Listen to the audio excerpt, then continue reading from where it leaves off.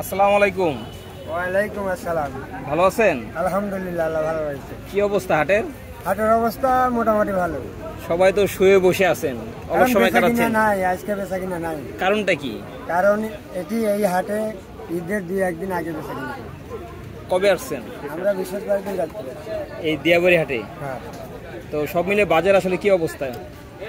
বাজার পুরোপুরি লাগেনি, তবে আশা করি ভালো হবে।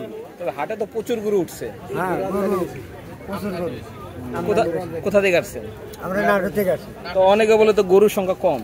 না, কম নাই, গরুর সংখ্যা কম নাই এবার। বেশি না? কয়টা গরু নিয়ে আসছেন? আমরা 13টা নিয়ে এসেছি। বিক্রি তো হয়নি এখনো? না, একটা বিক্রি হয়নি।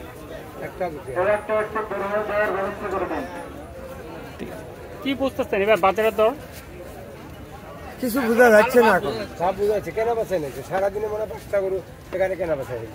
কোনো ভাব বোঝা যাচ্ছে না, বেশি যাবি কি কম যাবি। 5টা গরু ধরলাম কেনা বেচা হইল। সারাদিনে 5টা গরু কেনা বেচা হয় নাই? হাসে হাসে এই কারণটাকে 5টা গরু কেনা বেচা হবে। আচ্ছা আচ্ছা সারাদিনে এখানে 3 নম্বর কাউন্টার। তাহলে মোটামুটি ঢিলে ঢালার সময় পার করতে হচ্ছে এখন। হ্যাঁ হ্যাঁ, ধন্যবাদ।